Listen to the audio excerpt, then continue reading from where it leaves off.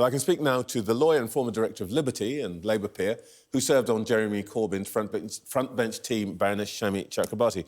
Morning, Shami. Let's just start with one broad question. Whatever the law says, do you think it is justified for protesters to gather outside the private home of an individual, whether that is the government minister, leader of the opposition, or indeed the Israeli ambassador? I personally would always counsel protesters not to do that. I don't think it's good advocacy. Whether it should be lawful or not, as you say, I don't think it's a smart move for any peaceful campaign to be seen to be doing that. And as a matter of law, as a matter of proportionate interference with the right peacefully to dissent, I think it would always be more proportionate to protect people's homes than, for example, protect Parliament or a corporate building or public spaces at large. I do think there is a distinction to be made. I think the police are aware of that. I don't think they need lectures from the Prime Minister or me or anyone else about about the sensitivities around personal space and people's homes and families and so on. OK, so that's clear. Let's come to what the Prime Minister said on Friday evening. He said he worried that the law hadn't been properly enforced, particularly on the demonstrations that have been taking place in London. Have you been on any of these demonstrations yourself? OK, let me ask you, as a lawyer, do you think that repeated chanting of the word jihad and the slogan from the river to the sea could cross the threshold of what's now called encouraging a crime? Used to be incitement, I think. I'm always a bit nervous about incitement offences, and I think the incitement offences that I really approve of, and I think that are clearly on the right side of any definition of peaceful dissent, are inciting violence. So I think if you incite violence and if you put people in fear of violence, the law rightly intervenes. However, we now in Britain have a whole host of offences that are much more intrusive than that over speech. And so I think some of these chants potentially do. I mean, we've got laws now about noisy protest, for example, which I think are a real mistake. Generally speaking, and certainly under the latest commissioner, I think the police are quite sensible and sensitive about the way they actually enforce the law. Because remember, policing protest is mostly about keeping the peace.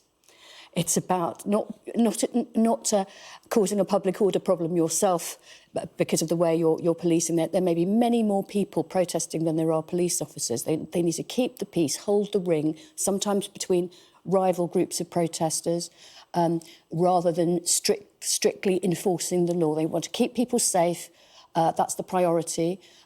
Keep the peace between different groups of people, and then we're into protecting property and allowing others to go about their business. But there's another element which you've just mentioned yourself, which is whatever protesters mean, whatever they think they're doing, if they cause fear in others, then we run into something new, don't we? Yeah. So the question that people chanting jihad to people from a particular community, talking about the Jewish community here, 300,000 or so, you can see why that feels intimidating. I certainly can. And again, I would encourage people not to do it.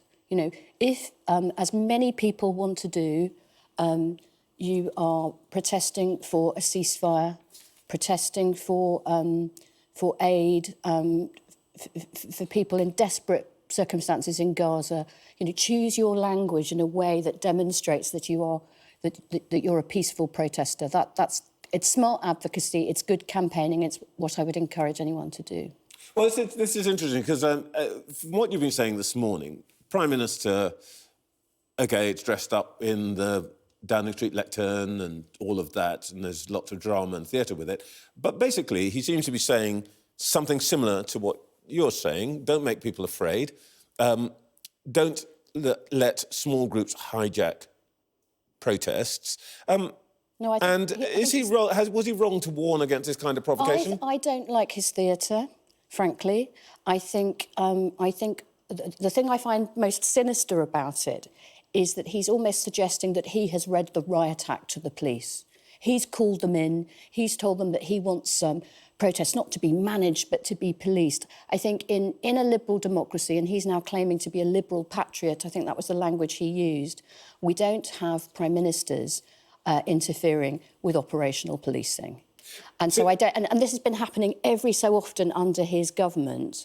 There'll be a summit where the police chiefs have been called to number 10, and then there's a press release about what they've been told by the Prime Minister or the Home Secretary, and I really don't like it. And I don't think people in Britain want their politicians to be deciding how particular a police operation should be conducted. Sinister is quite a strong word for this, isn't it? It really is, and I'm using it. And I tell you why, because it's also a bit of a cheek for the Prime Minister to be talking about these things when so many of his ministers and senior Conservatives have been pouring fuel on the flames of polarisation, culture war, division in our country. This is not St Francis of Assisi. You know, this is the kind of the language of Suella Braverman and Lee Anderson has been a real problem for me, and I think it's a bit of a cheek for the Prime Minister to then come and try and look sort of statesman-like with his reading the Riot Act to the police about how they should do their very difficult job. I always like it when philosophers show up on our show, but let's just deal with some of the issues behind this very briefly. Labour disowned its candidate because of anti-Semitic remarks. And rightly so. And that's the thing. I think that the Prime Minister should be calling out people in his own ranks, like Lee Anderson. Yeah, let's deal with Labour. You were asked to prepare a report on anti-Semitism back in 2016. Yeah. 3 years ago, the Equality and Human Rights Commission said that the Labour Party had committed unlawful acts and that there was a culture in the party that didn't prevent anti-Semitism.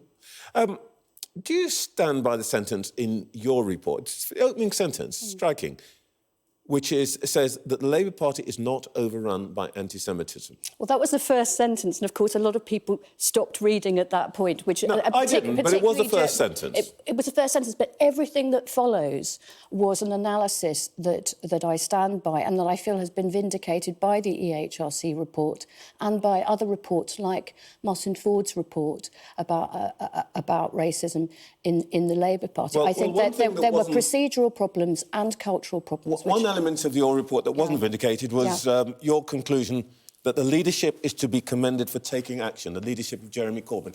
Would you say that again today? Well, what I will say is that I felt after my report... No, but would you say that Jeremy Corbyn is to be commended for his action? This is not a trick question. It's your report. Right. So the action that I commended was commissioning the report in the first place. I think that implementation was thwarted. By whom? I think by a range of people in different factions in the party at that time who... And this was borne out later by Martin Ford's work, that sometimes these issues... And I think the Conservatives should learn from our past mistakes. So, sometimes these issues are factionalised and people don't challenge things like racism because they're more concerned about getting one over.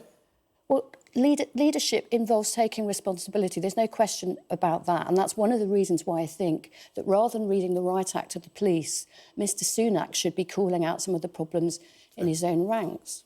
OK. Thank you very much, Baroness Chakrabarti. Thank you.